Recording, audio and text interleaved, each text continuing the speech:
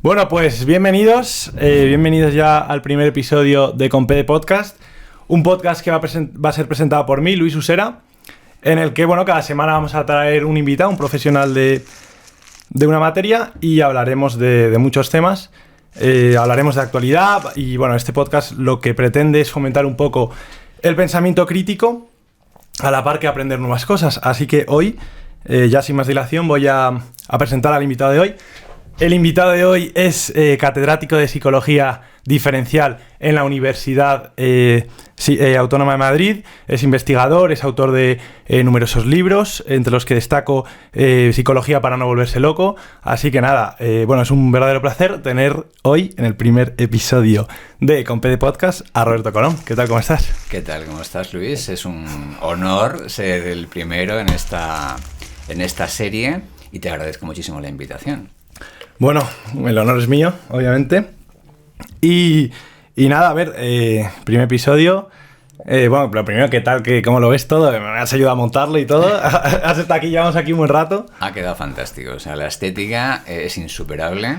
Os felicito y efectivamente yo he contribuido de manera significativa a que quedase tan fantástico. Sí, porque aquí no lo sabréis, pero Roberto le hemos citado a las 12 y hemos empezado a grabar a la 1 de la tarde.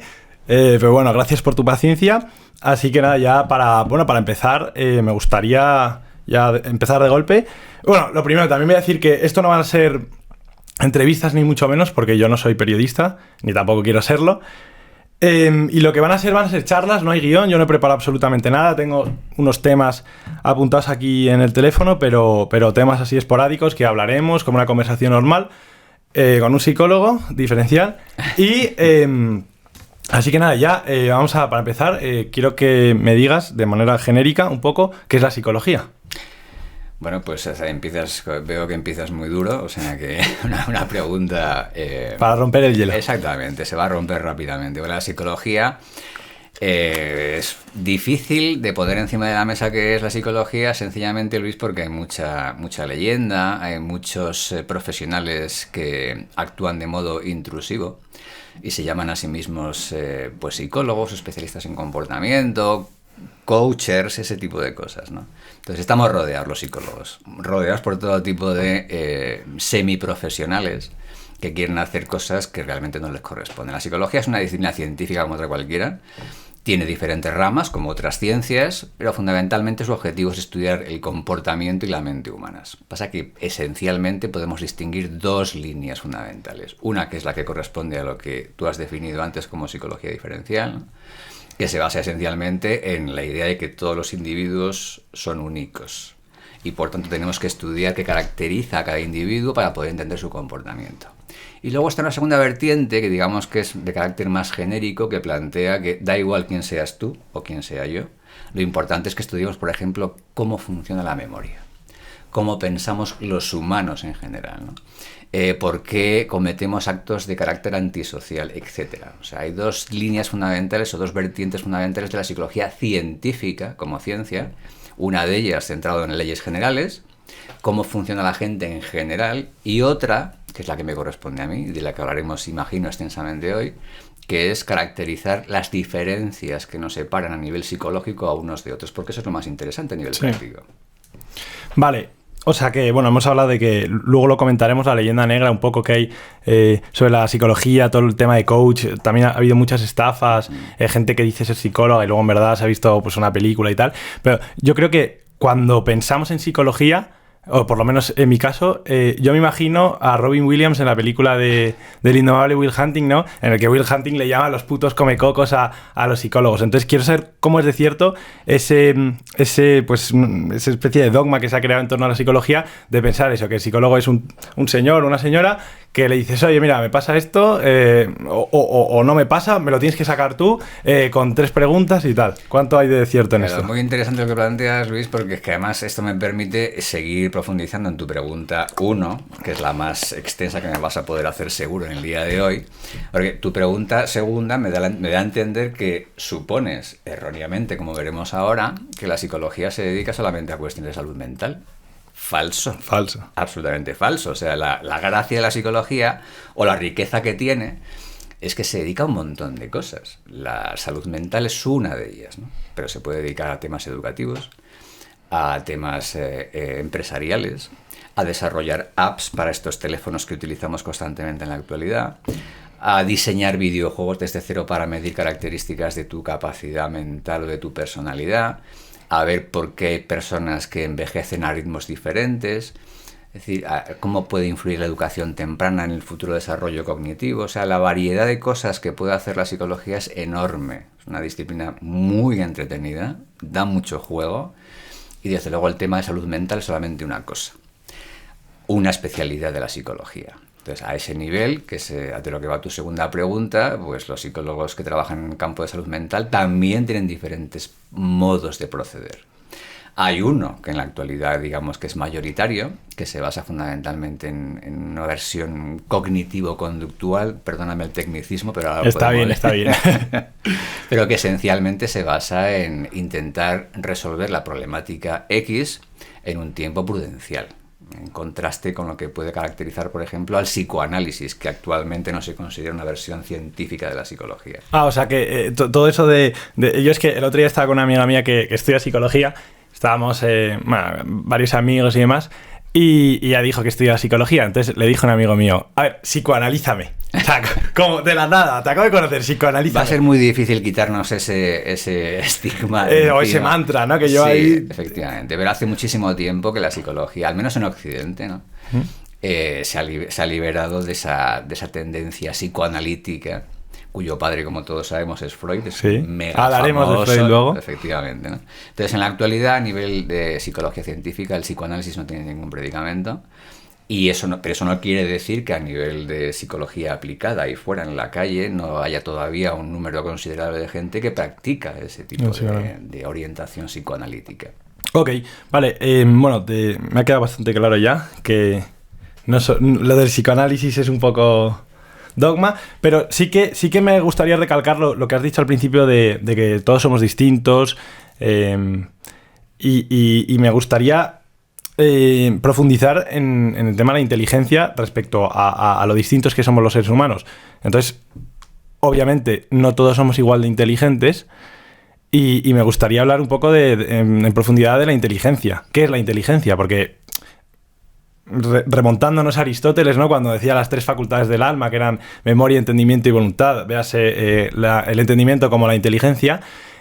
Claro, yo lo que más o menos de escuchar a la gente, a todo el mundo, o le falla la memoria o le falla la voluntad, son vagos, son tal, pero nadie dice que no es inteligente. O sea, todo el mundo, o sea, en España hay o muy vagos o que tienen poca memoria, pero todos son súper inteligentes. Sí. Entonces, ¿es esto cierto? ¿Somos todos súper inteligentes y nos falla la memoria o la voluntad? ¿O hay gente más inteligente que otra? Está sobradamente demostrado, Luis. O sea, hay muchísima... De hecho, es la característica psicológica más estudiada en psicología, como ciencia, ¿no? O sea, se viene estudiando desde finales del siglo XIX y cada vez con mayor rigor.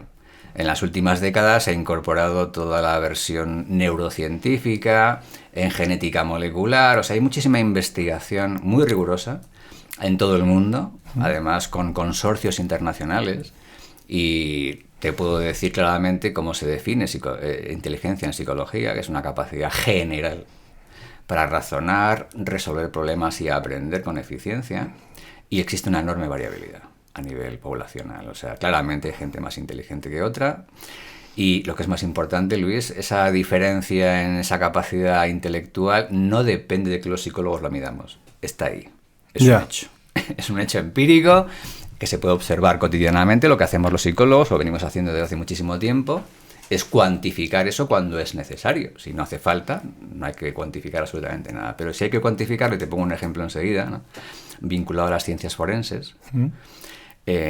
Bueno, pues cuando se tiene que hacer ese tipo de evaluación formal de esa capacidad intelectual, tenemos instrumentos de medición muy objetivos, muy bien valorados y tiene una calidad indudable, ¿no? El ejemplo que te iba a poner tiene que ver con las ciencias forenses, y es cuando nos piden desde un juzgado que valoremos la competencia intelectual de alguien que va a ser puesto en ese proceso judicial, ¿no? Entonces tenemos que contar con instrumentos sólidos de evaluación.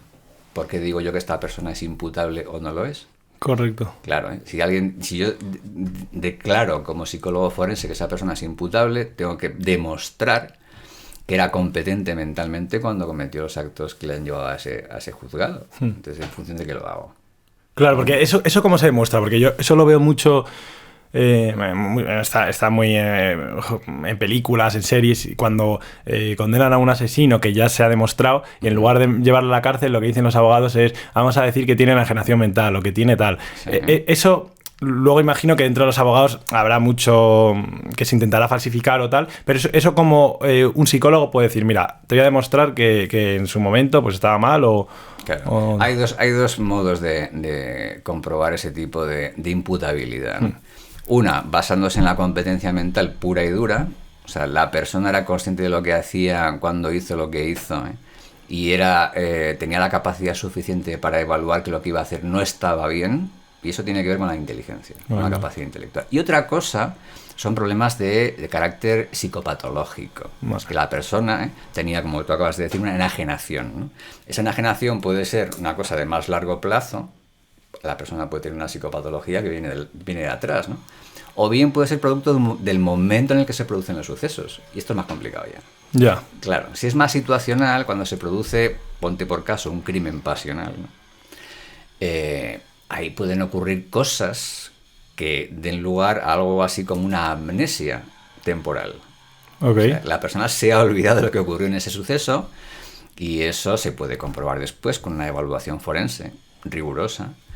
Pero es más complicado que si proviene de una psicopatología antigua, digámoslo así, ¿no?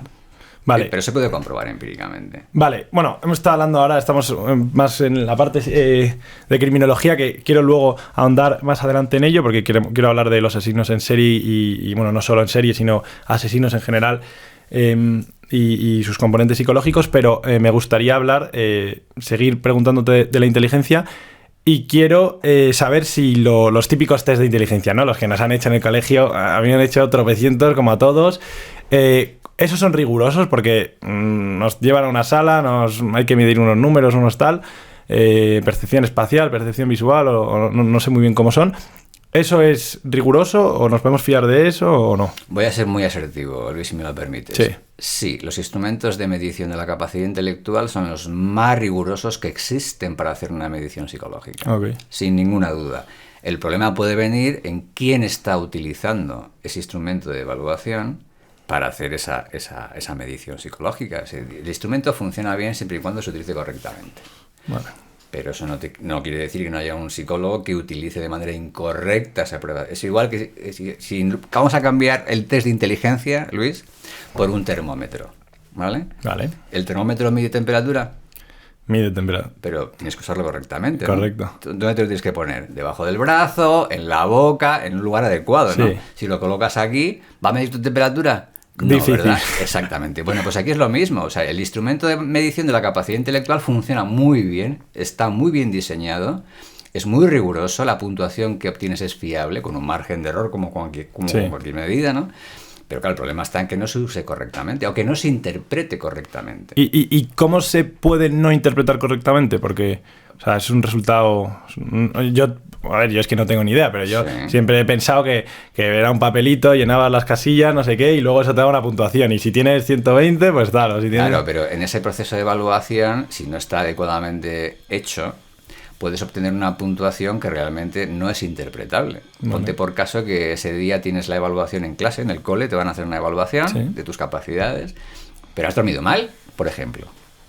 Puede pasar. Puede pasar. O te levantas con fiebre. Correcto. O lo que sea, ¿no? Suponte que eres mujer, estás en un momento del ciclo menstrual, por ejemplo, que es muy interesante, ¿no? En el que tienes dolores y tal, eso puede afectar a tu puntuación en esa prueba. Entonces, el profesional debe darse cuenta de ese tipo de variantes para poder darse cuenta de que efectivamente esa puntuación no va a ser fiable.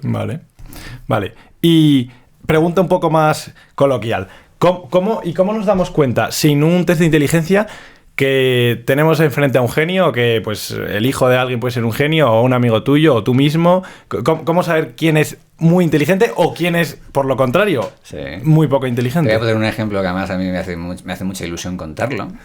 porque es un estudio que hicimos aquí en España hace unos años ya, ¿no? Pero te voy a hacerlo en plan, vamos a hacerlo en plan interactivo, ¿no? O sea, ¿tú qué crees, en qué crees que se parecen más las parejas? Vale. ¿En su personalidad, en su inteligencia, en qué se parecen más?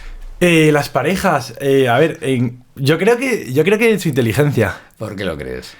No sé, es que, o sea, yo hablo de mi entorno, de la gente que conozco, no voy a hablar de gente que no conozco, obviamente, o de parejas de futbolistas que no tengo ni idea cómo son ellos intelectualmente. Sí. Pero yo en mi entorno sí que veo que hay una similitud de inteligencia entre parejas. A ver, es mi percepción, puede estar completamente errónea. Pero más que en personalidad, o sea, no tienen que parecerse en que les gusten las fiestas. Sí, bueno, también, ya, bueno. Claro, pues te hago la pregunta. A ver, yo es que es verdad que sí que busco más una paridad intelectual. No te pregunto pero, en tu caso, te pregunto en general por lo que tú conoces a tu alrededor y la experiencia que tienes. Me has pillado, puede ser la personalidad. Puede ser en personalidad, Sí, ¿no? sí, Si sí. no encajan en su perfil de personalidad, no van a gustar el mismo tipo de actividades, el mismo tipo de afición, lo que sea, ¿no? Entonces, eso que has dicho de que se puede parecer más en su inteligencia, seguramente es una especie de concesión al entrevistado, ¿no? O sea, pero no piensas realmente. He patinado. Me arrepiento. Claro. Bueno, pero pues lo que dice la investigación, que además lo hicimos, como te digo, aquí en España, aunque hay datos en todo el mundo, es que las parejas estables se parecen muchísimo más en su capacidad intelectual que en su personalidad. Ah. De hecho, el emparejamiento por personalidad es aleatorio. Es aleatorio, no hay ninguna pauta específica a ese nivel, ¿no? Y entonces la pregunta siguiente es ¿por qué demonios se parecen más en su capacidad intelectual? Objetivamente, ¿eh? O sea, tú les haces un test de inteligencia ¿Sí? a las parejas y es en lo que más se parecen. Entonces, claro, te preguntas, ¿qué pasa? Que cuando fuiste a ligar le aplicaste a la potencial pareja una especie de test de inteligencia intuitivo, que es lo que te late en tu pregunta, ¿no? Sí. O sea, ¿cómo nos damos cuenta? Pues nos damos cuenta, o sea, hay síntomas en el comportamiento de la gente que nos dice, bueno, pues esta persona está, aunque no sea consciente, pero está ahí. Hay una especie de evaluación de cómo es de competente intelectualmente esa potencial pareja, que luego se puede comprobar, como te digo, empíricamente. Les hacemos test de inteligencia y vemos que se parecen muchísimo. Sí. Claro. Vale, pero lo que quiero saber yo, porque luego dentro de la inteligencia hay distintas inteligencias, ¿no? Muy interesante. Claro, porque yo conozco gente que dices, wow, este tío es muy inteligente, Sí. Por ejemplo en matemáticas, pero igual te pones a hablar con él y no tiene una retórica pues muy fluida, se traba, se tal. Igual hablo con otro que habla muy bien, que tiene las ideas muy claras, debate muy bien, sigue bien los hilos argumentales, pero luego le pones un examen de matemáticas, aún explicándolo, aún estudiando y no hace nada. Negativo. Estás muy equivocado. ¿Sí? Claro que sí, absolutamente equivocado. O sea, claramente lo que sabemos en psicología científica, Vale. es que hay una capacidad general. Okay. Tú puedes identificar lo que acabas de decir, puedes identificar cómo resuelve, con qué eficacia resuelve problemas matemáticos la persona, cómo usa el lenguaje, cómo se orienta en un espacio desconocido, cómo prepara una sala para una grabación, ese tipo de cosas, ¿no? Y efectivamente puede haber alguna discrepancia, pero el patrón general en la población es que la gente que es más inteligente en alguna cosa ¿Sí? lo suele ser en lo demás. Vale. ¿Qué pasa? ¿Qué es lo que tú has observado? Pues que en general vivimos en burbujas. La gente con la que interactuamos se parece bastante a nosotros en inteligencia. Entonces tendemos a fijarnos en cosas que... Fíjate, habla mejor que calcula. Ya, pero habla bien y calcula de un modo razonablemente adecuado. Claro, vale. Sí, o sea que igual hablando es un 8, pero es que en lo otro era un 10. O hablando era un 10 y en lo otro está. Y eso es lo que ocurre a nivel, si consideras toda la población, que es lo que debemos hacer los psicólogos, lógicamente. Tenemos que ver qué ocurre a nivel de la población, no en un grupo muy selecto. Claro. Es lo mismo que si yo te pregunto, vamos a ver, ¿la estatura es importante para los jugadores de la NBA? ¿Es más importante en ellos que en la población general escolar? No, ¿verdad? No. Lógicamente, porque todos son muy altos, ¿no? Es Correcto. verdad. Entonces, ¿qué destaca en un jugador de la NBA? Pues que es más avispado, que es más ágil. Sí, que sepa leer el juego. Pero que... sus diferencias de altura no son especialmente importantes, ¿no? Pues esto es lo que pasa a nivel de inteligencia. Vale. Y por ejemplo, luego con la inteligencia emocional, ¿se parece a la inteligencia? Porque esto yo sí que también es otro mantra, como ves, ahí te estoy plantando muchos mantras. Está bien. Lo que oye la gente de que no se dedica a la psicología es un poco Sí. lo que piensa la gente de la calle, a pie de calle. Eso sí que lo oigo eso lo oigo con especial notoriedad, lo de, bueno, yo soy inteligente, pero tengo más inteligencia emocional. Y quiero que me hables de esto porque hace mucho leí un estudio, leí un estudio que decía básicamente que se le había hecho una prueba a 100 personas comparando sus capacidades intelectuales con la inteligencia emocional. Y decían que las personas que tenían más inteligencia emocional les iba mejor laboralmente de cara al futuro, con un margen de tiempo grande, 30, 40. Fue un experimento que duró bastante. Entonces, quiero que me digas... hables eso de la inteligencia emocional y si esta hipótesis o teoría que he dicho se sostiene. Bueno, se ha discutido mucho durante las últimas 2 décadas aproximadamente. Los científicos se han peleado un montón, porque es lo que hacen los científicos, se pelean muchísimo. Está bien, hay que exactamente, debatir. Para intentar averiguar qué hay detrás de las cosas que nos interesan, ¿no? Entonces, en el caso de la inteligencia emocional, como el nombre indica, si es inteligencia, tiene que estar vinculado a la capacidad de razonar. Si no, no es inteligencia. Primer punto, vale. ¿no? Entonces, lo que se ha comprobado es que cuando se evalúa objetivamente esa gestión de las emociones más o menos inteligente, es que su conexión con la inteligencia es moderada. O sea, la inteligencia, como hablábamos antes de los test de inteligencia, para entendernos, sí. ¿no? Lo que hace cuando haces un test, pues tu capacidad intelectual es 110, lo que sea, o 120, o 90, ¿no?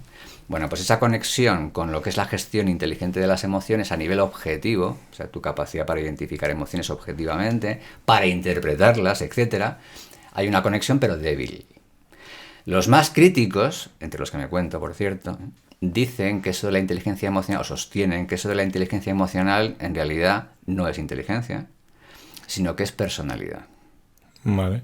Y de hecho, los estudios más rigurosos dicen que esta inteligencia emocional presenta una relación de 9/10, para entendernos, sí.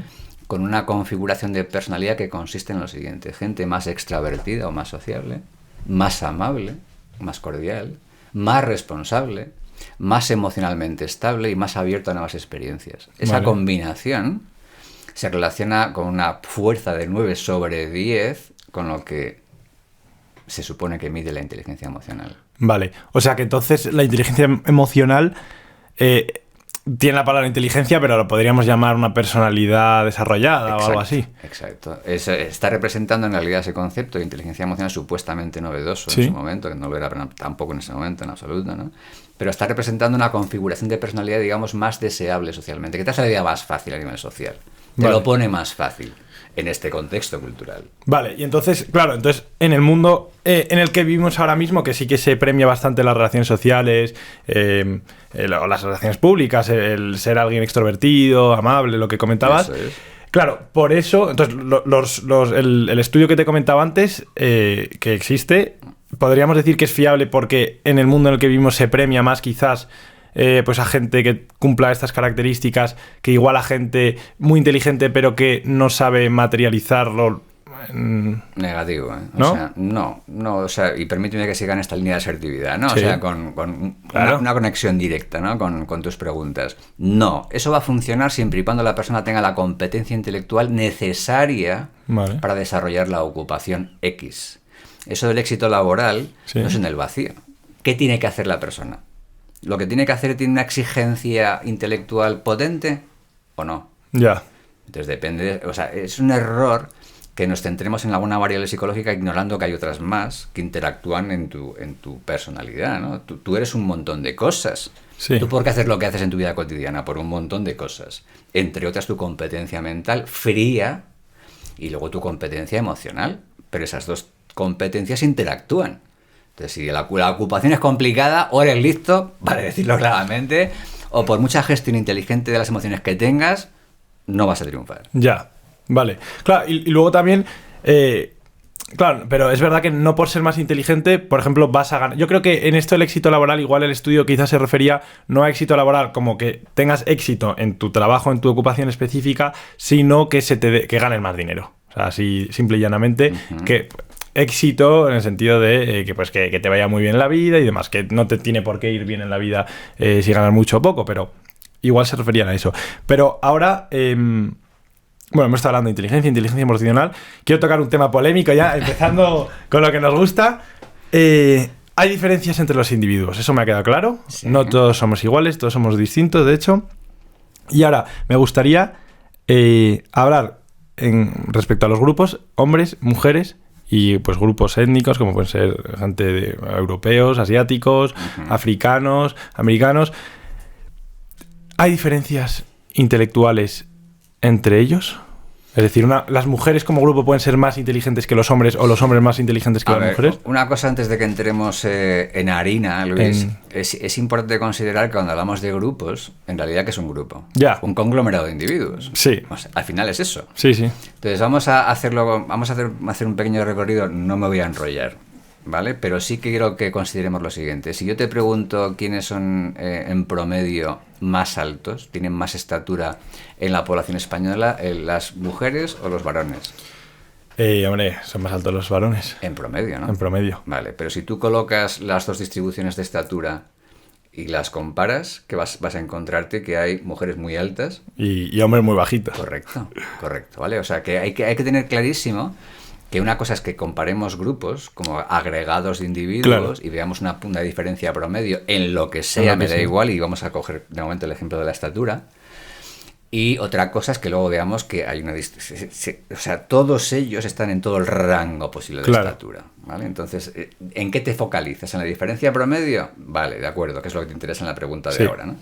Pero ten en cuenta, y esto no se puede olvidar, y esto es un descubrimiento de la psicología diferencial de hace décadas, vale, que las diferencias que separan a los miembros dentro de cada grupo son mucho más grandes que las diferencias que separan a grupos en promedio. Esto es un dato. Sí, o sea, que va a haber mujeres que midan 2 metros, hombres que midan 1,40, hablas, y entre el rango va a haber de todo. Eso. Cuando comparas promedios, te estás perdiendo un montón de información que, por cierto, es la más interesante. Sí, sí, sí. ¿Vale? Pero yo puedo entender, por ejemplo, para el tema del diseño de ropa, ponte por caso, ¿no? El tener en cuenta que las estaturas de las mujeres tienen este rango y de los hombres este otro rango es importante para el diseño, ¿no? Bueno, pues para ciertas cuestiones sociales puede ser interesante. Y vamos al tajo, ¿no? Vamos a la polémica. Vamos al tajo, ¿no? Bueno, a la polémica o no. Vamos a ver si efectivamente eso es polémico o realmente lo que dice la ciencia te lleva a concluir que no hay tal polémica, que no tiene ninguna sustancia, ¿no? Sigue siendo polémica ahora sí. Sea cual sea la respuesta. Claro. Vamos a ver, en el caso de las diferencias que se han estudiado muchísimo, ¿sí?, en psicología sobre la diferencia en capacidad intelectual entre chicos y chicas, la conclusión es rotunda. A nivel de competencia general, esa competencia general de la que hemos hablado antes, cuando me has preguntado, ¿es que hay diferentes tipos de inteligencia? He dicho, no, hay una fundamental, que es esa capacidad general, ¿no? A ese nivel de capacidad general la diferencia no existe en promedio. Vale. O sea, somos iguales, hombres y mujeres. Exactamente, la diferencia promedio no existe, ¿no? Lo que sí se produce es algo muy interesante, y es que sí que son distintos en cuanto a cómo de iguales o distintos son, por un lado, las chicas, escúchame que esto es muy interesante, ¿sí?, y por otro, los chicos. ¿Qué significa esto? Que los chicos son mucho más distintos entre sí que lo son las chicas. ¿Me explico? Sí, te explica. Vale. ¿Qué significa esto? Que en los extremos de la capacidad intelectual hay muchos más discapacitados intelectuales chicos, pero también superdotados. Vale. O sea, eso podría tener una correlación, por ejemplo, por qué hay más presos varones y por qué los grandes jugadores de ajedrez, los mejores, son hombres. Podría. ¿Tendría una...? Podría ser. Podría estar detrás de eso, pero no tenemos constancia. No tenemos constancia sólida de que eso pueda estar detrás, ¿no? Porque, por ejemplo, en la competencia en el ajedrez no solamente influye que seas más o menos listo, influye más cosas. Claro, ¿no? Y que sobre todo también ha sido un deporte que han practicado mucho más los hombres que las mujeres. Entonces, igual hasta dentro de 30 años, que yo creo que sí que ahora hay una igualdad en el sentido de que ya las mujeres pueden practicar sus ocupaciones libremente y pueden hacer lo que quieran. Yo creo que en 30 años sí que veremos si es un tema intelectual. O cultural. O cultural, y entonces veremos en 30 años, en 20 años. El tema del ajedrez es muy interesante. De hecho, estamos acabando ahora un estudio precioso en más de 100 países. ¿Sí? Sí. ¿Te gusta el ajedrez? Muy bonito. Bueno, me encanta el ajedrez. ¿Sí? Porque, claro, tú sabes que la drosófila, la mosca, ¿no? ¿Sí? La fruta, es un elemento fundamental en la investigación biológica. Bueno, pues el ajedrez ejerce la función de la drosófila para poder entender ciertos fenómenos que nos interesan en psicología, porque está todo muy definido, todo es un tablero de... Sí, sí. Está todo ahí, ¿no? Entonces estamos acabando un estudio muy interesante para ver, por ejemplo, ese impacto, ¿no? Cómo puede impactar negativamente el que haya muchísimos más chicos que chicas que juegan al ajedrez a alto nivel, ¿no? Sí, o que estudian ciencia, porque eso yo también lo tengo... de hecho, la presidenta del CERN, que es mujer, y Javier Santolaya, que ha estado ahí trabajando y demás, Sí. lo he escuchado en varios podcasts, que él decía que ella estaba intentando llevar una política para que viniesen más mujeres y demás, pero que es que era imposible, que es que no sabía por qué, pero que no querían estudiar ciencia, porque ahora hay libertad, es un hecho de que las mujeres o los hombres podemos estudiar lo que nos dé la gana. Y sin embargo, no sé por qué, eso lo puede explicar la psicología, por qué las mujeres hay estudios no cogen tanta hay ciencia. estudios preciosos en psicología, muy desconocidos, lamentablemente, ¿no?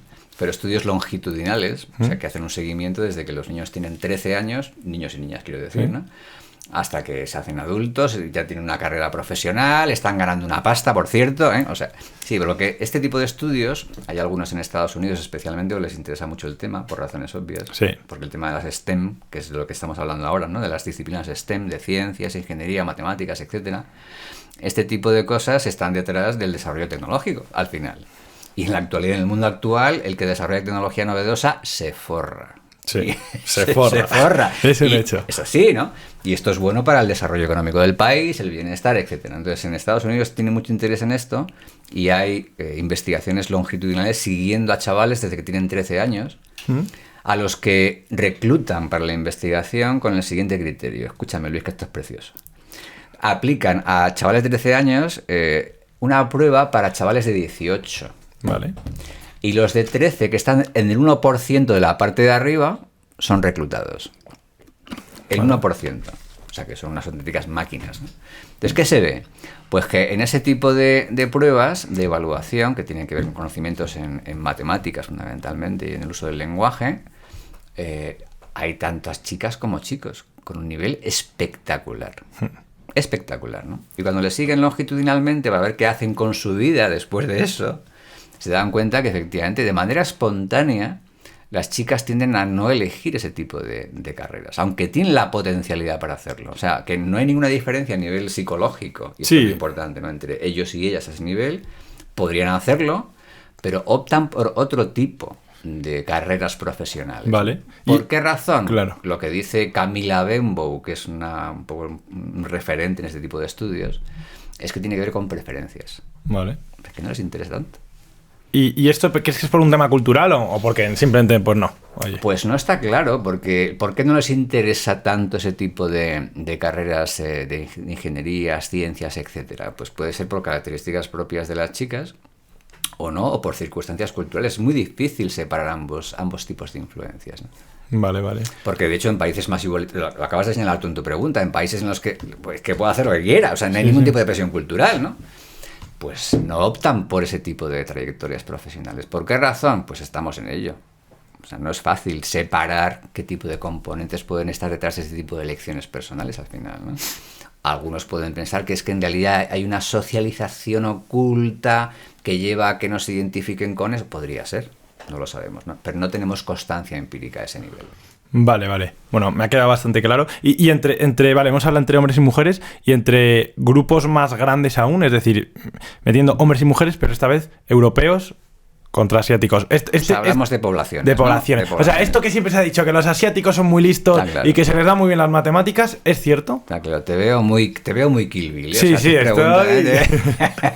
Vale, tengo aquí a Uma Thurman, por supuesto. Sí. A ver, te voy a hacer una comparativa para que encajemos lo que voy a contar seguidamente, ¿no? Vamos a ver, tú conoces los informes PISA, ¿no? Correcto. ¿De qué va ese rollo de los PISA? Bueno, mide el nivel o de educación en los países, claro, los contrapone. Se supone que evalúa los conocimientos escolares. Escolares, correcto. ¿Vale? ¿Y qué evalúan? Evalúan el uso del lenguaje, ciencias y matemáticas, ¿no? Y entonces cuando tú, que se ve cada 3 años, por cierto, salvo en este periodo que ha habido la pandemia, ¿no? Pero cada 3 años hay una evaluación PISA en los países de la OCDE. ¿Y qué se observa? Pues que hay países, lo acabas de insinuar. El norte de Europa en contraposición con el sur, por ejemplo España. ¿Hay diferencias entre países en PISA? Sí. Claramente, ¿no? Claro. O sea, por ejemplo, suele estar arriba Singapur, luego por ahí un poquito después Finlandia, etcétera, ¿no? Y España siempre está en la zona media, ¿no? Habitualmente. Entonces, ahí nadie discute que esas pruebas pues nos están diciendo algo relevante sobre hasta qué punto la educación de esos países influye de manera más positiva o no en lo que los chavales aprenden en el colegio. ¿Es correcto, no? Correcto. No hay problema, ¿no? Habrá discusión, pero básicamente se da por válida esa evaluación. Sin embargo, cuando se hace lo mismo con pruebas psicológicas, ya la gente tiene más reservas. ¿Por qué razón, no? O sea, si tú coges una prueba de evaluación del desempeño intelectual y lo aplicas en Japón, en Singapur, en China, en Finlandia, en España, en Italia, y obtienes resultados, los analizas y ya está, ¿no? Es algo, un dato objetivo. Vale, pues ahí, sin embargo, ya sabes cómo se produce una polémica espectacular. Las pruebas de inteligencia no valen para todos los países, lo típico, ¿no? Nadie discute lo de PISA, ¿eh? Bueno, pero te voy a poner un ejemplo para que veas hasta qué punto es un tipo de debate insustancial. Porque si tú relacionas lo que ocurre en PISA, que nadie discute, o casi nadie discute, con lo que ocurre en los test de inteligencia, la relación es prácticamente perfecta. ¿Qué significa esto? Que si Singapur está en la parte de arriba en PISA, también está en la parte de arriba en los test de inteligencia. ¿Me explico? Ya.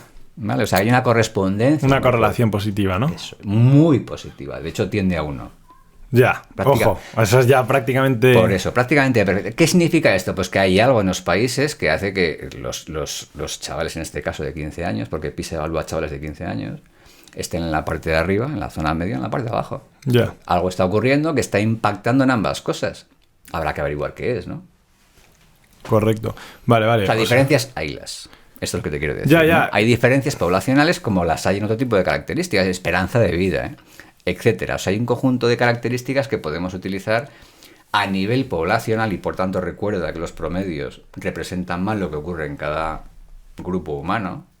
Hemos partido de eso, ¿no? Sí. O sea, tú vas a encontrarte a chavales de Singapur que en promedio son muy buenos, pero hay gente que son muy malos. Ya, sí, ¿no? Claro. ¿Y por qué crees que hay esta como... Yo creo que se está llevando a cabo ya en ámbito global como un poco de negar cosas obvias y negar cosas objetivas y negar... Estás negando la ciencia. O sea, si tú me estás diciendo que hay países, pues habrá gente... Igual un país que sea más listos que los a nivel grupal, a nivel promedio, más intelectuales o más inteligentes, mejor dicho, que los españoles.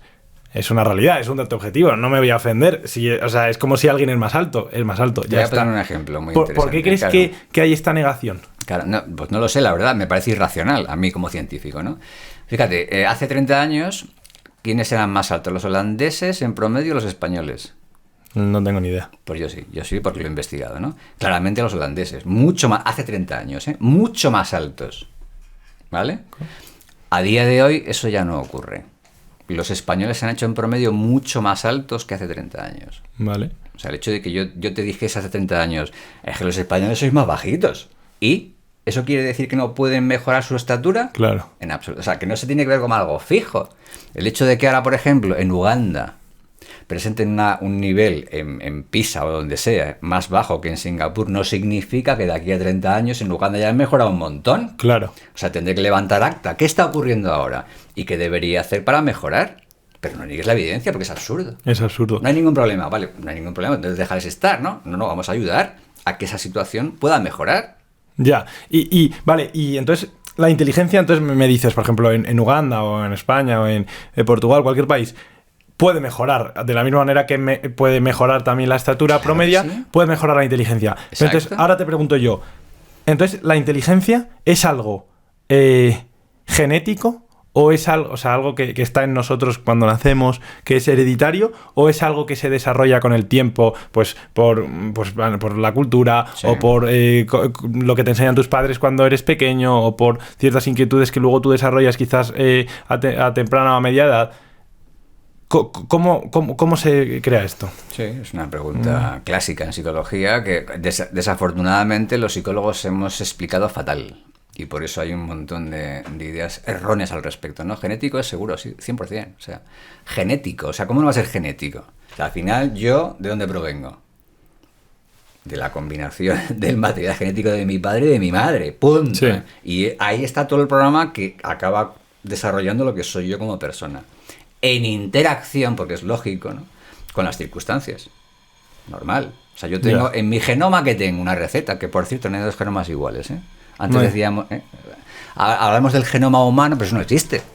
Si tú miras cada genoma es distinto. El tuyo y el mío, el de los compañeros, es distinto, ¿no?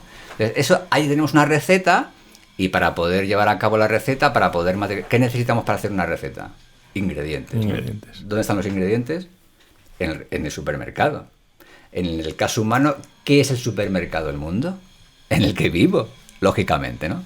Entonces, depende de en qué tipo de circunstancia cultural yo me desarrolle, como señala tu pregunta, así voy a acabar teniendo un cierto perfil de capacidades, competencias, características de personalidad, todo el tipo de cuestiones que definen mi arquitectura psicológica. Vale.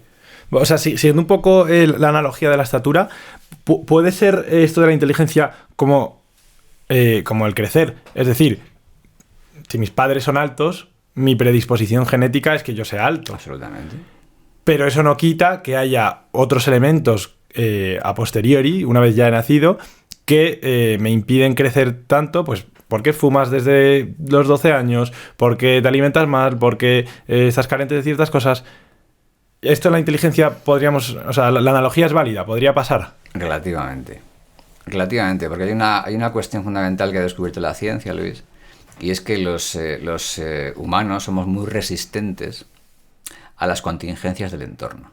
¿Qué significa esto? Si yo tengo un plan de desarrollo que está en mi genoma, ese plan de desarrollo se va a llevar a cabo en las condiciones más extremas, salvo condiciones muy, muy, muy extremas.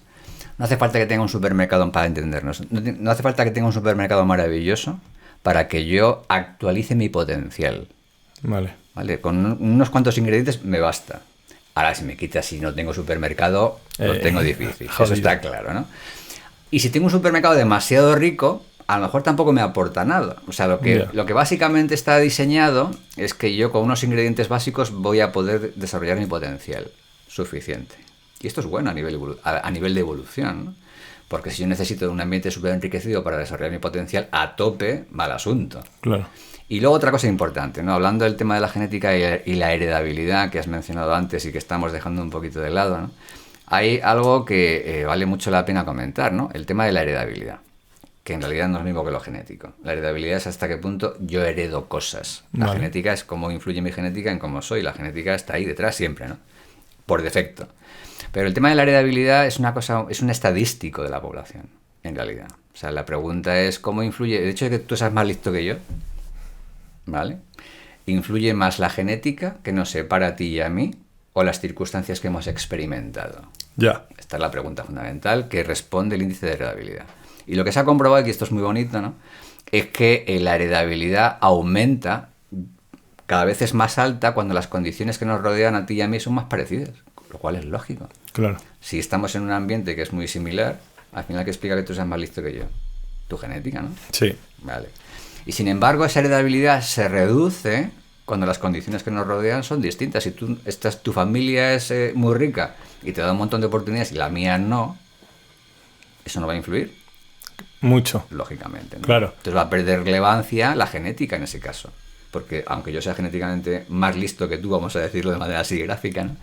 Si no se me da una oportunidad básica para poder desarrollar mi potencial, mal asunto. Claro, haciendo ya otra analogía, hoy es el día de las analogías, sería como en el fútbol, ¿no? Cristiano Ronaldo y Messi, por poner los dos ejemplos más mainstreams. Sí. Claro, podríamos decir que Messi es más talento genético o talento puro y Ronaldo es más trabajo, más esfuerzo, más, pues esto, circunstancias. Bueno, que es verdad que tampoco ha tenido unas tal, pero aún así él lo ha conseguido. Uh-huh. Entonces, esto tiene algo que ver con eso, ¿no? O sea, que si tú trabajas mucho y veas el caso de que pues el que vive en una familia con mucho poder adquisitivo puede ser no trabajar tuyo, pero sí que han conseguido que trabajes pues con muchos profesores particulares o metiéndote en clases de piano, de no sé qué, de ajedrez, de tal, de historia, puedes desarrollar un potencial más elevado del que desarrollarías sin esos recursos. Pero ese tipo de argumentos, Luis, es un poco tramposo, en el sentido siguiente. O sea, es verdad que, y lo has mencionado al principio de esta entrevista, o de este intercambio de impresiones, vamos a decir. Sí, de esta charla. Esta charla, ¿no? Informal. Es el tema del esfuerzo. O sea, damos por hecho erróneamente que el esfuerzo es una cosa que es más moldeable que, por ejemplo, tu inteligencia. Y lo cual es falso. O sea, esforzarse requiere algo activo por tu parte y sistemáticamente activo. ¿De dónde viene tu esfuerzo? ¿Tu capacidad para esforzarte de dónde viene? Ya. Es algo que yo simplemente puedo instaurar en la gente. O sea, tienes que esforzarte. ¿Ese mensaje dicho muchas veces hace que la gente se esfuerce? No. El esfuerzo tiene que ser algo que nace de ti de alguna manera, y ese nivel de esfuerzo también tiene que ver con tu genética. Eso lo quiero decir, ¿no? No es tan moldeable como pensamos. O sea que yo, que soy un poco perezoso, no tengo solución. No, por supuesto que tiene solución. Puedes maquillar ciertos detalles. Vale. Es una cosa que, por cierto, también discuto en el libro que mencionabas al principio de este intercambio, ¿no? El de Psicología para no volverse loco, que está construido sobre un montón de preguntas que a la gente le interesaban, por cierto. No a mí. A mí me daban igual. Lo sé. A mí me daban igual, ¿no? Pero a la gente le interesaba. Entonces el tema a ese nivel también se toca ahí en ese libro, ¿no? En ese libro de divulgación. Ok. Vale, pues vamos a cambiar así un poco de tema. Hemos estado hablando, yo creo que ha quedado bastante claro, más o menos, a rasgos generales, un poco la inteligencia, las diferencias que hay. Y, a ver, me gustaría hablar de un tema candente en nuestra sociedad que a todos nos afecta, que es un mal endémico, podríamos decir, no de nuestra sociedad, sino de toda de la condición humana en general, que son las adicciones. Y me gustaría tratar tanto las adicciones a las drogas, como las adicciones al juego, a la ludopatía, o adicciones a la televisión, a demás cosas. Entonces, si quieres empezar, me gustaría empezar hablando qué es una adicción y cómo funciona el cerebro, por qué hay algunos que son adictos y otros no. Bueno, tu pregunta, si me lo permites, está mal formulada. Vale. En el sentido de que no se puede decir que haya gente adicta y gente que no lo sea. La adicción o la tendencia, la vulnerabilidad a la adicción, del tipo que sea, es un continuo. Hay gente que es más vulnerable o menos vulnerable. Te pongo en mi caso, ¿no? Yo me hice un estudio genético hace ya unos años en una compañía muy famosa que seguro conoces, que es 23andMe. Vale. Y descubrí que tenía un marcador genético que me hacía vulnerable a convertirme en heroinómano. O sea, mi combinación de alelos me hacía más vulnerable a convertirme específicamente en heroinómano, ¿no? ¿Vale? Entonces, eso hace que... eso es un marcador genético, pero puede haber otro tipo de variables a ese nivel que aumenten mi vulnerabilidad. Igual que tengo una mayor vulnerabilidad, podría tener, por ejemplo, esto me lo estoy inventando, sí, pero podría tener una mayor vulnerabilidad a desarrollar un cáncer llegado a un cierto momento de mi vida. ¿Vale? Nadie discute eso. Oye, a lo mejor tienes vulnerabilidad genética a ese nivel, ¿no? O sea, de hecho te pregunta el médico, ¿ha habido antecedentes de su familia de este cáncer que tiene usted? O de esta cardiopatía que tiene usted, y nadie discute que hay una conexión a ese nivel, ¿no? Sin embargo, a nivel psicológico, como que la gente tiene más reservas, ¿no? Que tiene que ver con la genética. Ya, hay un poco ahí... Y no, o sea, ¿por qué separamos el tema más físico y más psicológico? En realidad, lo físico y lo psicológico es la misma cosa, ¿no? Sí. ¿No es lo mismo? Bueno, pues aquí ocurre a ese nivel, ¿no? A nivel genético puede haber una mayor vulnerabilidad a las adicciones, eso por un lado, y en segundo lugar también depende de las circunstancias que has experimentado en tu vida. O sea, si yo no he tenido nunca oportunidad de jugar a la lotería, no me puedo hacer adicto a eso, ¿no? Correcto. Por ejemplo. Si no he tenido la oportunidad de probar, que fue mi caso, por cierto, la heroína, pues no me convierto en heroína. O sea que esa combinación de características que tienen que ver con mi genética y de las circunstancias por las que he transitado en mi vida es lo que puede hacer que mi mayor vulnerabilidad se materialice o no. Vale. ¿Y eso cómo se formula? Porque tú decías, tú tienes cierta vulnerabilidad genéticamente o una predisposición a poder convertirte o ser un heroinómano en potencia. Uh-huh. Vale, pero ¿y por qué? O sea, ¿cuál es el código genético que hay en el cerebro o cómo funcionan los neurotransmisores para que cuando tu cuerpo esté en contacto con la heroína o entre en vena o entre por donde sea, digas, me vuelvo adicto a esto y sin embargo, por ejemplo, a la cocaína no? Bueno, pues eso es una cuestión bioquímica al final, ¿no? Entonces ese tipo de estudios lo están haciendo en la actualidad los neurocientíficos, los genetistas moleculares, los biólogos, o sea, son, como te decía hace un ratito, son consorcios internacionales que están analizando qué tipo de cómo se va desde la genética a ese tipo de transmisores y al comportamiento, que al final es lo que cuenta, ¿no? O sea, yo tengo que hacer algo propositivamente por ejemplo, a través de mis redes de amistades. En la adolescencia, ponte por caso, ¿no? Sí. Eso está muy estudiado en el ámbito de la criminología. En la adolescencia hay una mayor probabilidad de que te metas en problemas. Probabilidad. Probabilidad no es determinismo, ¿vale? Vale. Hay una mayor probabilidad. Sin embargo, hay personas cuya mayor probabilidad de meterse en problemas viene de la infancia. Hay una criminóloga muy famosa, Terry Moffitt, tiene un modelo ya muy antiguo, pero que se ha actualizado recientemente, que habla de dos tipos de personas de carácter antisocial o personalidades antisociales, ¿no? Por un lado, aquellos que son persistentes, o sea, que vienen de la infancia, y por otro, los estacionales, aquellos que solamente se manifiestan en un periodo de la vida, que corresponde justamente con la adolescencia. Y plantea en su modelo algo muy bonito, porque además hace que dos tipos de explicaciones sean verdad, que aparentemente son contradictorias, ¿no? El comportamiento antisocial persistente, que viene de la infancia, se explica a nivel biológico. O sea, hay una predisposición biológica en la persona que hace que tenga más probabilidad de meterse en problemas. Y luego está el estacional, que tiene que ver con las redes de amistades, con ponerse en riesgo, pero por aquello de que mola y tal. Sí. Pero es más temporal. Eso va a remitir espontáneamente si no ocurre nada raro.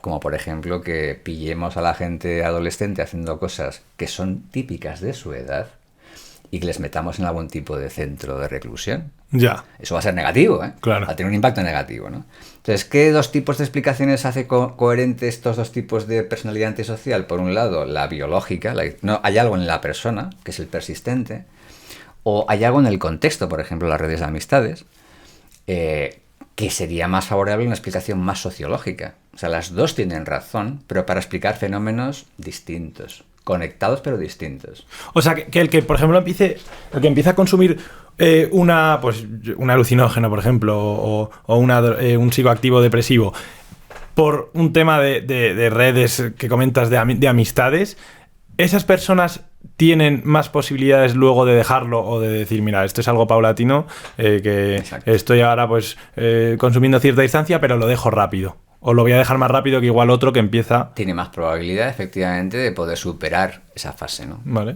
Problemática. Vale. Y tú, bueno, ahora... Por eso no es buena idea, Luis, ¿Sí? Intentar explicar un fenómeno con una sola explicación. Ya.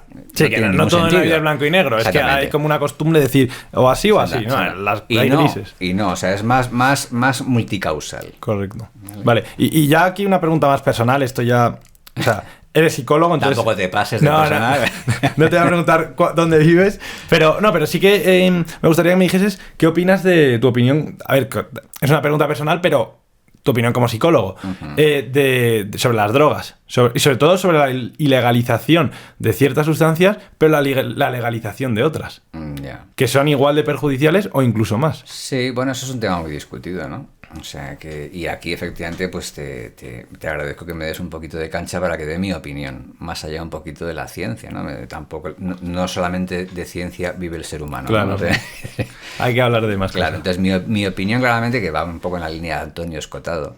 Yo también. Claro. Te iba a decir que yo soy también Por ejemplo, partidario. yo estoy bastante de acuerdo con su planteamiento. Es verdad que no tenemos pruebas contundentes de que ese planteamiento vaya a funcionar, pero si hay que apostar, yo apostaría con que no tiene ningún sentido ese tipo de prohibiciones. Tiene más efectos negativos que positivos, ¿no? Sí, o sea, tú abogas por la...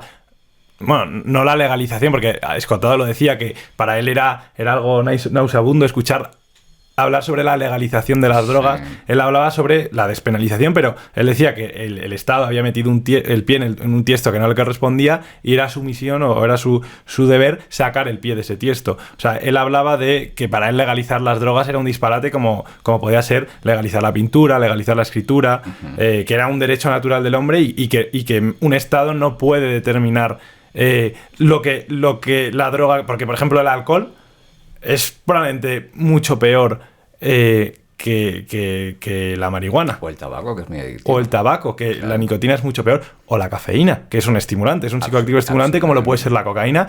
Y ya no te hablo de la ludopatía, el juego, que probablemente deriven problemas mucho mayores que ciertas sustancias. O los COX. Los COX famosos también, que se utilizan muchísimo. Por ejemplo, en el ámbito universitario, los COX son, ¿sabes? Las sustancias que incrementan supuestamente el rendimiento cognitivo. Sí. Por eso se llaman COX. Sí. ¿Vale? También se utilizan, no están prohibidos. Y tienen un efecto muy potente a ese nivel, ¿no? Sí. O sea que es un tema, yo creo que de doble moral, delicado, esto hay que reconocerlo porque es delicado, ¿no? Y está muy cargado además. Pero si me estás preguntando por qué optaría, si hubiera una votación a nivel nacional, ¿no? Sí. ¿Usted legalizaría este tipo de sustancias que actualmente están prohibidas y tal? Yo votaría que sí, ¿no? Sí. Porque creo que los beneficios serían mayores que los perjuicios. Sí, porque esto encima es algo muy reciente. O sea, el Real Decreto se aprobó en 1923 porque, o sea, antes de eso la gente podía comprar kilos de heroína en la farmacia, y es que sobre todo que se está estigmatizando a alguien por ser drogadicto, cuando el que igual lo estigmatiza se atiborra alcohol todos los fines de semana o diariamente, sí. Se toma 4 cervezas y una copa. Sí, esto al final es como todo. Yo creo que es mucho mejor hacer una regularización transparente y abierta, ¿no? Claro. Y evitar todo el submundo que rodea ese tipo de sustancias. Lo mismo que ocurre a nivel de manipulación genética y tal, para dar un pequeño salto, ¿no? Pero es una cosa que posiblemente te pueda interesar, ¿no? El tema de la edición genética. O sea, si podemos modificar el genoma, lo prohibimos, lo permitimos, ¿qué hacemos, no? Pues esto es un poco lo mismo. Si conseguimos en la actualidad conocer qué se debe llevar a cabo para editar el genoma y que, por ejemplo, tus descendientes sean mucho más listos que tú, ponte por caso, ¿no? O que no tengan ninguna vulnerabilidad a presentar esquizofrenia, ponte por caso, ¿por qué no lo voy a hacer? Ya, a ver, yo entiendo que aquí hay como grupos más, pues pueden ser católicos o pueden ser más religiosos, más tal, que sí que planteen el debate de, hombre, sería jugar a ser Dios, un poco, ¿no? Entonces, es como ahí... Bueno, pero a ver, yo lo veo positivo siempre y cuando vaya en beneficio del individuo. Es decir, hombre, si te puedes ahorrar un cáncer, te puedes ahorrar una esquizofrenia o una enfermedad mental en el futuro o algo... Hombre, yo no veo por qué no. Porque ¿tú crees que hay mucha confrontación sobre modificar el genoma? Sí, bueno, fíjate, no hace mucho tiempo hubo una encuesta mundial, ¿sí? Incluyendo España, lógicamente, ¿no? En la que se preguntaba lo siguiente: si estarías a favor de que se manipule el genoma para evitar enfermedades de carácter físico o mental. 90% sí, España especialmente, correcto, ¿no? Sí. O sea, España a tope, apoyo a muerte de ese tipo de planteamientos, ¿no? 90%. Pero luego le preguntaban, oye, ¿y si se pudiera también editar el genoma humano para que los individuos de la población fueran más inteligentes? 10% a favor. No lo entiendo. ¿Por qué? Ya. Fíjate la discrepancia, ¿no? O sea, si es para algo así como si es para corregir un problema, entonces sí, a muerte lo apoyo, ¿no? Pero si es para mejorar algo que, bueno, está ahí y nos haría la vida más fácil, como decíamos antes, ¿no? Eso ya no. ¿Y por qué crees que hay esta posición? Ni idea. ¿Temas políticos, religiosos, culturales? Yo te lo preguntaba en clase, en primero, ¿no? Que son muy inquietos. Y una estudiante me decía, no, porque les interesa a los poderosos que no seamos más listos. Bueno, puede ser, no lo sé, ¿no? Pero era su hipótesis. Yo no tengo una respuesta, Luis. Me encantaría tener una respuesta, no la tengo. Pero me llama la atención esa discrepancia, ¿no? Ya. En ambos casos es para una mejora. Entonces, ¿por qué en un caso sí y en otro lo contrario? No hablamos de 90-70, no. Hablamos de 90-10, ¿no? Ya. Y con el juego, ya por seguir un poco la línea de las adicciones y demás, ¿cuál es tu opinión como psicólogo del juego? ¿Hace tanto daño? Porque yo alguna vez que he ido a casinos y demás, bueno, vendrá un jugador profesional de póker aquí a Compede Podcast a hablar de las diferencias entre el póker y el resto de juegos de azar. Sí. Y hablaremos de más cosas en profundidad, pero sí que... ¿Tú crees que es un mal endémico de nuestra sociedad el juego? No lo creo que sea un mal, no lo calificaría como tal. Pasa lo mismo, yo no lo veo ninguna diferencia a nivel psicológico, te hablo como psicólogo. Como las drogas, ¿no? Exactamente. Yo opino exactamente lo mismo. O sea, yo creo que el problema del juego... o sea, el juego es como las drogas, o como la televisión, o como... O sea, si no hay información...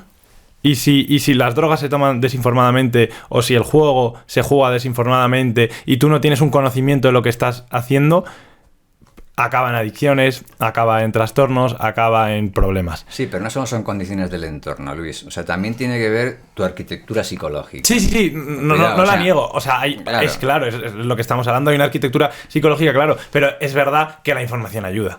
Es correcto, o sea, la información es fundamental para que tú puedas tomar una decisión basada en algo. Claro. Y a ver, yo personalmente estoy a favor del juego, pero sí que creo que tendría que haber muchísima más información, pero como esto, como en las drogas, como en general habría que tener una base de psicología que no tenemos en las escuelas. Y ahora me gustaría seguir con esto. Vamos a hacer una pequeña pausa. Volvemos. Bueno, vosotros no vais a ver el corte, pero nosotros sí. Así que nada, volvemos ahora en 5 minutos. Bueno, ya vamos a tratar un par de temas más y ya liberamos a Roberto. Me gustaría, hemos tratado adicciones, inteligencia, las diferencias que hay entre los grupos en general.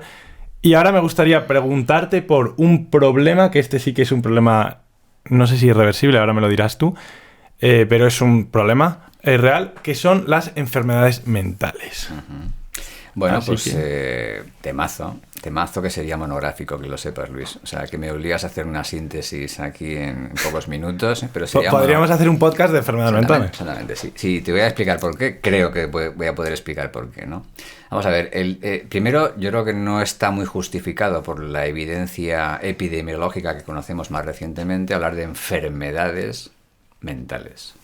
En el sentido siguiente, fíjate, los últimos estudios nos dicen que si tenemos en cuenta todo el ciclo de la vida, 8 de cada 10 personas de la población van a tener algún tipo de problema mental. Por tanto, si es tan frecuente, pues le llamamos problema, ¿no? Sí. No tiene mucho sentido.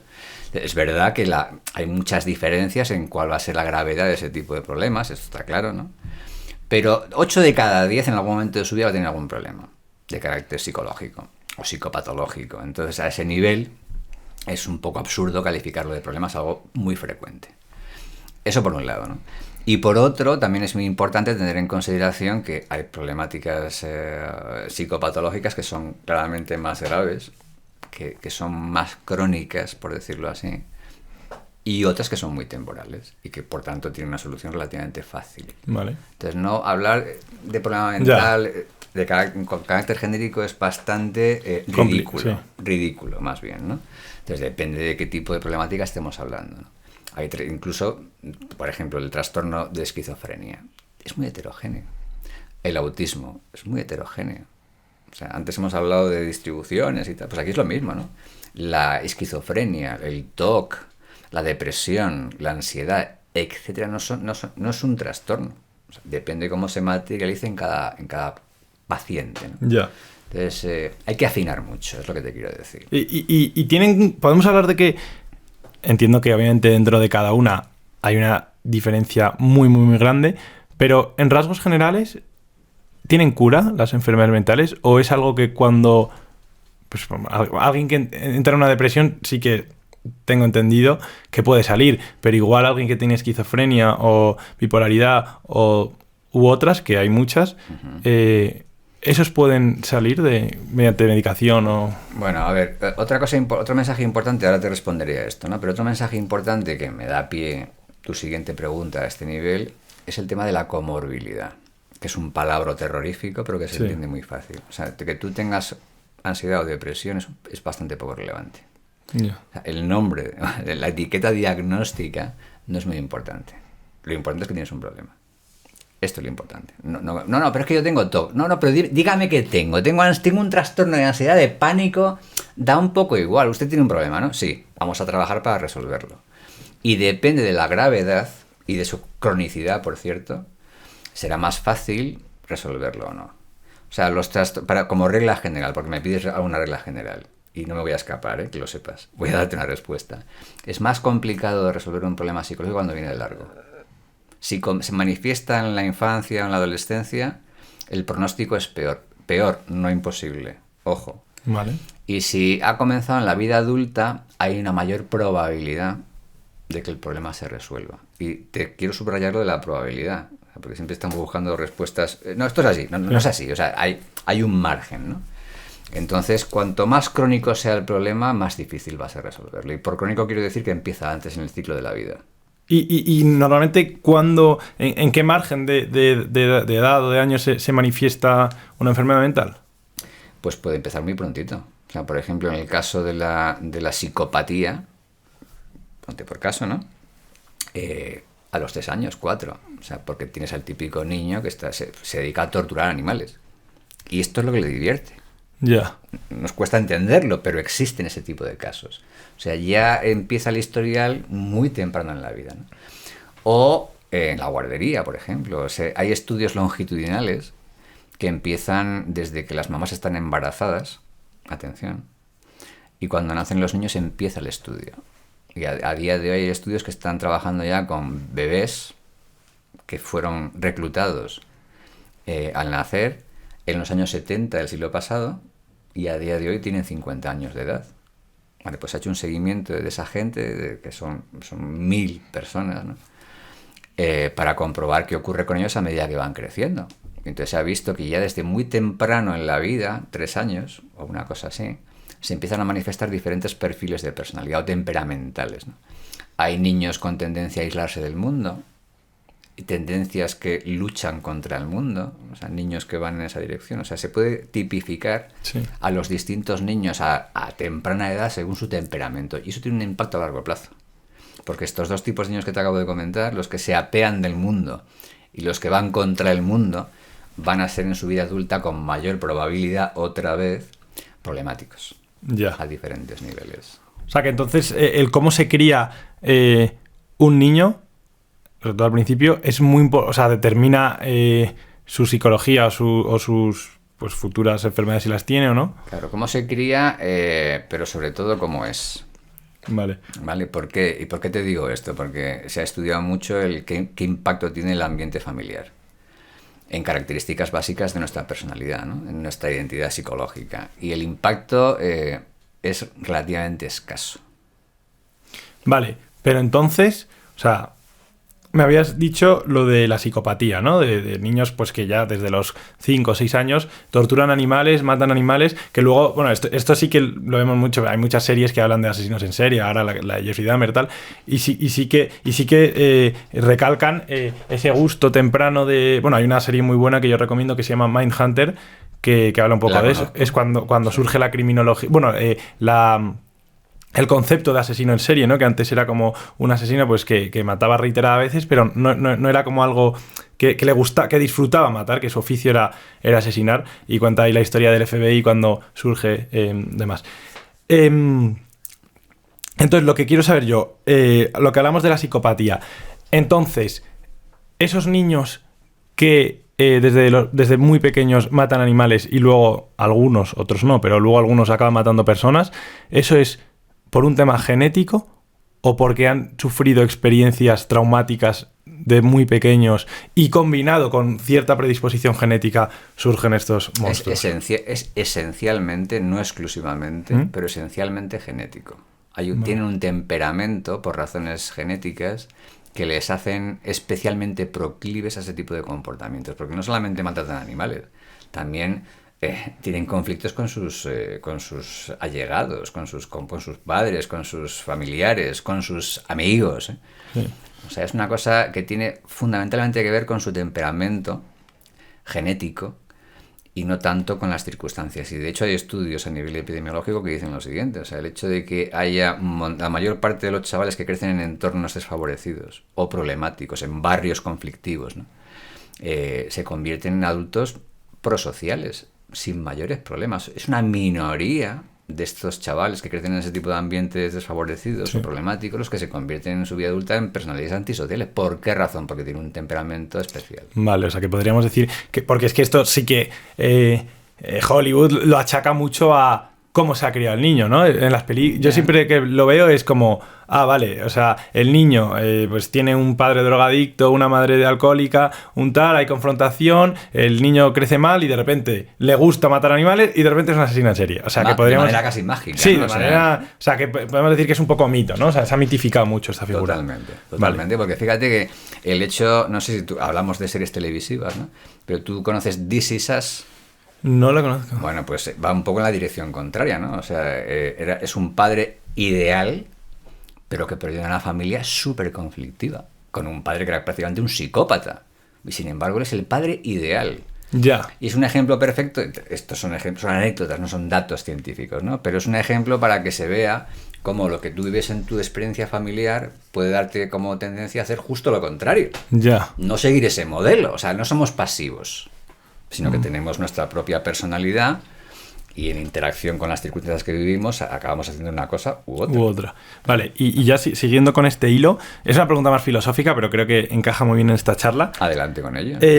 ¿Tú crees que la maldad del mal existe? Como la maldad humana, entiéndase como, pues por ejemplo, bueno, esto lo decía Jeffrey Dahmer en la serie esta tan famosa, que ha salido ahora, pero yo investigando y tal, que él decía que él no cree que tuviese, bueno, un trauma, él creía que pues igual era malo, porque sí. Vamos, te hago una pregunta alternativa. ¿La bondad existe? Hombre, yo creo que sí. Pues por la misma razón existe la maldad. Correcto, ¿no? O sea, que podemos decir que existe la maldad como algo objetivamente, ¿no? Perfectamente. Hay gente claramente más mala. Y esta hay gente más buena, o sea, claro, es lo mismo. Vale, y esta gente tiene cura porque, por ejemplo, el caso de Garavito, no sé si sabes quién es, el mayor asesino en serie de la historia, colombiano, no sé si fue en los 90 o por ahí, que asesinó a más de, bueno, confirmados 173 personas, me parece, 177, sí. Pero luego hay otros casos. Se estima que ha podido asesinar y violar a más de 300 niños pequeños.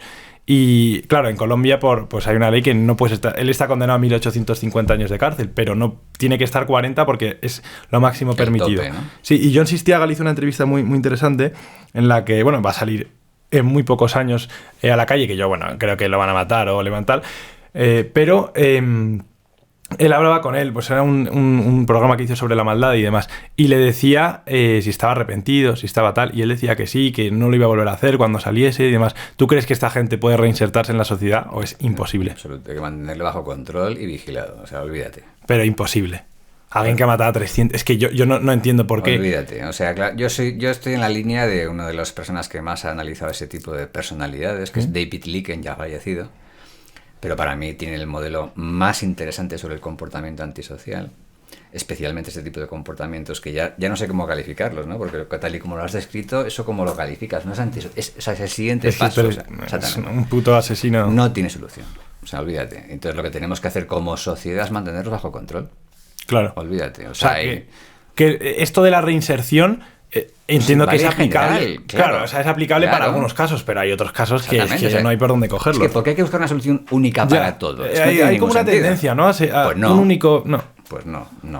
No, porque efectivamente cada caso pues tiene sus particularidades y no tendríamos que buscar un criterio absoluto para evaluar diferentes casos. Claro. Esto es para mí, desde mi punto de vista como psicólogo, este tipo de casos no tienen remedio. Sí, pero que tampoco... Pero son muy extremos. Claro, o sea, sí, pero que los hay, de todos modos. Y que tampoco hay que ser psicólogo para saber que este puto loco que ha matado a más de 300 niños, que tendría que estar muerto, o en una cárcel toda su vida, o en una celda de 1 por 1, pues este hombre no puede salir a la calle. Claro, pero tu pregunta imagino que va en el siguiente sentido. Si a mí como psicólogo, como científico, me pregunta un juez... Claro.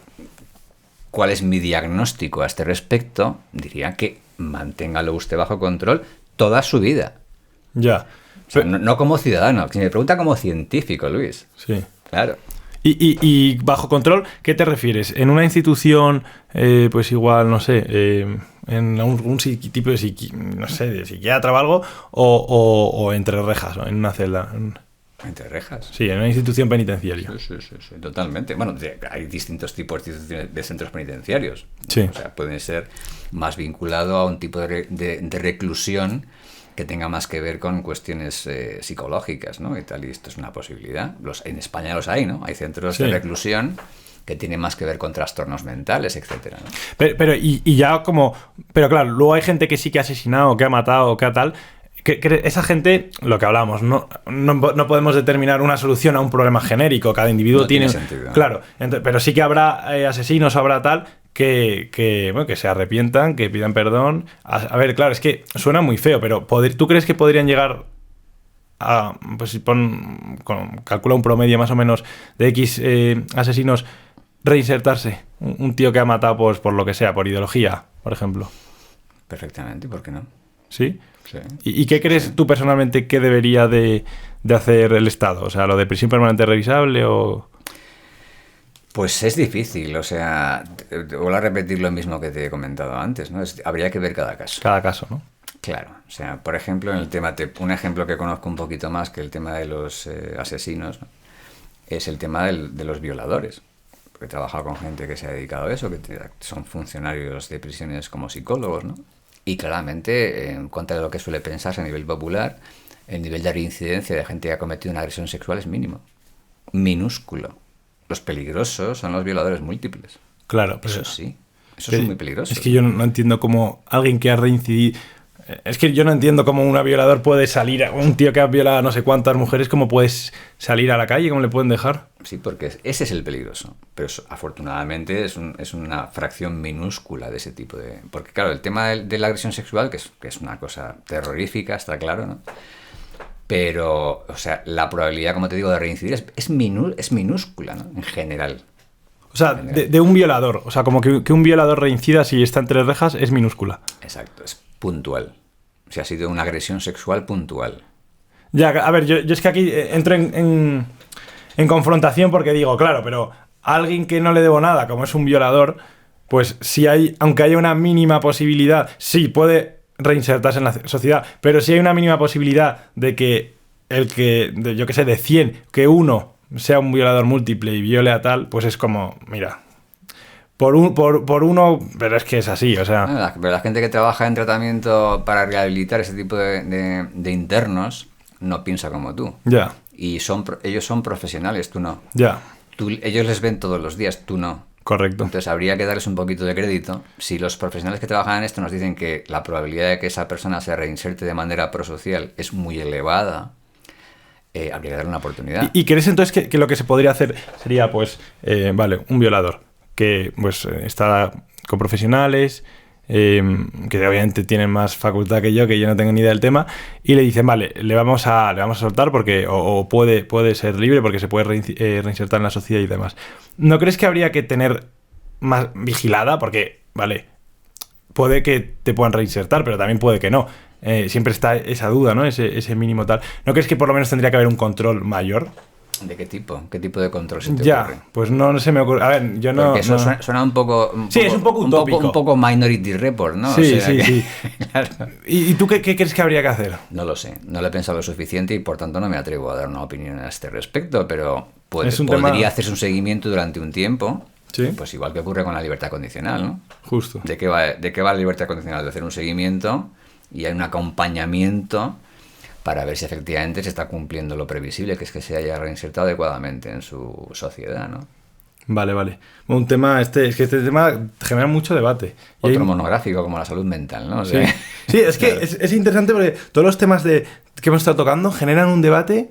Pero ¿ves cómo la psicología es fascinante? Pero por eso. La psicología es fascinante, o sea, vale para todo. No, y yo es que creo que vivimos en un mundo en el que le damos muy poco crédito a la opinión de los profesionales. O sea, yo puedo tener mi opinión sobre los violadores, pero tú eres el que sabe y tú eres el que lo estudia. Como mínimo tengo que contraponer, escucharte y decir, pues mira, igual tienes razón. O tienes razón. Tienes razón si puedo demostrar lo que digo, claro, Luis, claro. Si no. Por eso, y esta es un poco la idea del podcast de fomentar el juicio crítico. O sea, aquí va a venir gente que las personas que escuchen esto y vean esto no estarán para nada de acuerdo. Pues no hablo de un científico, pero igual de alguien de derechas o de alguien de izquierdas, traeré políticos, traeré periodistas, pero tienen que escuchar. Yo no sé por qué. O sea, yo por ejemplo, si ahora tuviese aquí sentado a Hitler o a Stalin o a tal, que esto lo dice mucho Pérez Reverte, pero ¿cómo no vas a escuchar lo que quiere decir Hitler? ¿Cómo no vas a escuchar lo que quiere decir Stalin? Habrán hecho burradas y serán los mayores genocidas de la historia, pero lo que te tienen que contar es interesantísimo. Luego ya si quieres pegarles un tiro, tírales piedra, ¿no? Esto lo dice mucho Reverte. Pero escúchales. Si es que se está perdiendo eso, el escuchar. Sí, pero se está perdiendo temporalmente, Luis. Yo soy optimista en ese sentido. Creo que vamos a ir cambiando esa tendencia, ¿no? Ese rollo de... Eso en realidad lo que subyace a lo que estás comentando es el tema de la cancelación, ¿no? La cancelación... Es que no quiero ni escucharte, o sea, pero ¿cómo no quieres ni escucharme? O sea, y luego ponme a parir si quieres. Pero déjame que me explique, ¿no? Lo de la cancelación, y ya no solo la cancelación mediática en redes sociales, sino la cancelación corporativa, que ya llega al plano de las empresas, de las instituciones, que tú por pensar o dar una opinión que igual no vaya con la línea general de pensamiento, te cancelan, pero te echan del trabajo y te echan Sí. sin ni siquiera oír lo que tú dices. Igual tienes razón, es que igual la estás teniendo. O sea, es un poco, ¿no? De vuelta a las cruzadas contra la guerra a las brujas o la guerra a los judíos. Es lo mismo lo que está pasando. Y por esto te quería preguntar el sesgo de confirmación que tiene la gente, ¿no? Porque creo que esto va mucho acorde ese sesgo de confirmación, porque hoy en día la gente de derechas consume medios de comunicación de derechas y escucha políticos de derecha. Burbuja, efectivamente. Ellos escuchan su discurso, lo almacenan, se lo aprenden de memoria y cuando debaten tapan oídos y escupen todo. Los de izquierda hacen lo mismo, escuchan los medios de comunicación de izquierda y los políticos de izquierda. Y realmente, cuando dos personas debaten, yo no te estoy escuchando a ti y estoy diciendo, mira lo que me está diciendo. Vale, has terminado de hablar y ahora suelto, escupo yo. Sí. ¿No? Es un fenómeno súper estudiado en psicología, el sesgo de confirmación, entre otros sesgos, que tenemos muchos. Pero el de confirmación está muy estudiado y va en esa dirección. Pero es que es muy reconfortante, Luis. O sea, si yo vivo rodeado de gente que me da la razón, esto es maravilloso. Pero ¿me ayudas a avanzar, a comprender mejor el fenómeno que me interesa? Yo creo que no. O sea, lo que me interesa es preguntarnos, a ver, ¿y si lo que pienso es incorrecto? Lo que voy a proponer a nivel social, como actuación social, no va a funcionar. Ya. Porque por mucho que me reconforte que la gente que me rodea me dé la razón, si esa razón no es coherente con lo que sabemos sobre el fenómeno, lo que vaya a hacer socialmente no va a funcionar. Entonces, lo saludable, lo que nos ayuda a avanzar es, mira, vale, ¿tú por qué piensas otra cosa a la que yo pienso? Voy a prestarle atención, porque a lo mejor tienes razón tú. Si lo decía Santo Tomás, esto no es nada nuevo, Luis. O sea, Santo Tomás lo decía hace muchos siglos, ¿no? Decíamos, a ver, es que prefiero perder una discusión, pero acercarme a la verdad, que tener razón y permanecer en la ignorancia. Es que no tiene ningún sentido. Si tú me demuestras que estoy equivocado y eso nos aproxima a la verdad, amén. Amén. Literal. O sea, pero no, es lo mismo. Schopenhauer también lo decía, ¿no? Que era imposible, que él no creía que se pudiese llegar a la verdad o que... Porque la gente era incapaz de rectificar. Entonces, si dos personas debaten que pueden llegar... Él decía que es como lo que hablábamos antes, ¿no? De todo el mundo o tiene poca memoria o tiene poca voluntad, pero nadie es poco inteligente. Con esto es igual. Pues la gente puede hablar mejor o puede hablar peor o puede discutir tal, pero seguro tiene razón. O sea, igual ha ganado un debate porque el otro habla mejor, pero él razón la tiene seguro.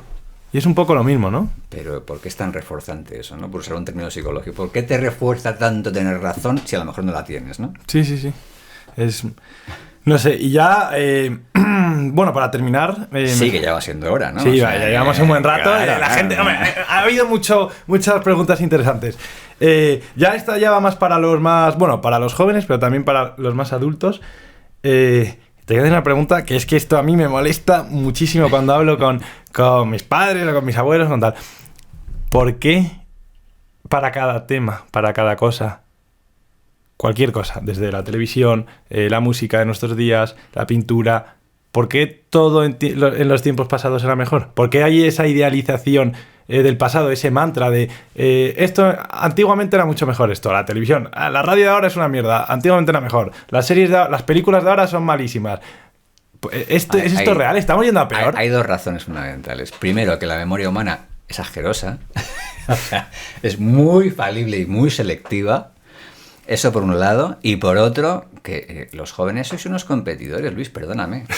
Claro, estáis compitiendo con los recursos que yo he acaparado, que ya soy muy viejo, entonces me pertenecen, son míos, ¿no? Claro, esto está clarísimo. O sea, que hay justificaciones de carácter sociológico, digámoslo así, y psicológico. O sea, a nivel psicológico es que mi memoria es tan... Cuando digo la mía, no me refiero a la mía específicamente, sí. ¿Vale? Es muy frágil y muy selectiva. Entonces, ¿qué tiendo a recordar? Pues recuerdo de manera X aquello que me interesa resaltar fundamentalmente. Y me olvido lo que me interesa olvidarme. Ya. Y eso no es necesariamente consciente, por cierto. ¿Vale? Y en segundo lugar está la explicación más sociológica. No, es que claramente los recursos que tenemos que repartirnos, tú los quieres. Lógicamente, porque estás desarrollándote como persona y quieres esos recursos. ¿Pero son míos? Ya. Está claro que hay una competición, clarísima, se diga o no se diga así. Entonces tú puedes pensar, no, pero es que mis padres, ¿cómo van a competir conmigo? Pues compiten. Ya. No, y es que lo peor es que, o sea, esto se sigue... Pero es que esto es algo que es inherente a la condición humana. O sea, por ejemplo, para hablar de la música, ¿no? Música clásica, ¿no? Tenemos las tres etapas, barroco, clasicismo, romanticismo.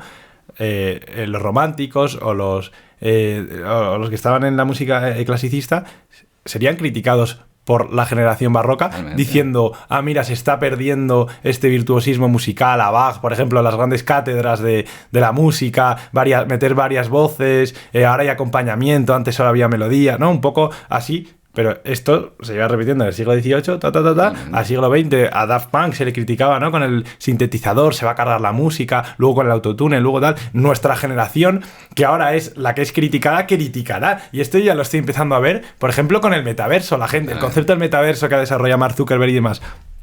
Yo veo que los de mi generación, que les molestaba que fuesen criticados las pantallitas, os van a comer todo el día, la tele, los videojuegos, tal. Pero es que ahora los de mi generación, que es que tengo 21 años, critican a las póstumas, a las futuras diciendo, no, es que el metaverso va a absorber a los niños. Y es como, pero si es que estáis cayendo en lo mismo. La historia se repite. Totalmente. Y deberíamos, por tanto, tomarlo a cachondeo. En lugar de convertirlo en lugar de convertirlo en un problema, ¿no? Pues es que es para reírse, efectivamente. Yo me descojono. No tiene ninguna relevancia, o sea, ninguna, ¿no? Yo cuando alguien eso critica algo del futuro, ¿no? Los coches, ya paso. Así que nada, ya, bueno, charla, ¿qué tal ha estado? Muy bien, yo me lo he pasado muy bien, me he lo he pasado mucho. Sí. Ha estado muy bien, hemos planteado muchas cosas. Y nada, ya, bueno, para terminar, seguirnos en nuestras redes sociales, que supongo de momento no están creadas, pero las voy a crear, llegará, porque esto hay que editarlo, se tarda mucho, lo subiré no sé si en una semana, no voy a decir el día en que se graba, porque igual lo edito en 15 días, entonces no sabemos en qué día es, solo sabéis a la hora, que ahora son las 2:38 de la tarde. Bueno, estarán las redes sociales, TikTok, Instagram, no sé muy bien qué tendré, todo en la descripción. De momento yo creo que voy a empezar solo con Spotify y YouTube, aunque supongo, y si va bien y veo que va bien, pues crearé Apple Podcast, iVoox y demás y lo subiré a esas plataformas. Próximo invitado no puedo decir quién es, pero solo puedo decir que va a estar muy interesante la charla. Tengo ya como 4 confirmados que son top, así que nada, Roberto Colón. Muchas gracias por Luis. haber venido. Próximo día en Compede Podcast. Y bueno, muchas gracias a todos por haber visto esta charla entrevista. Hasta luego.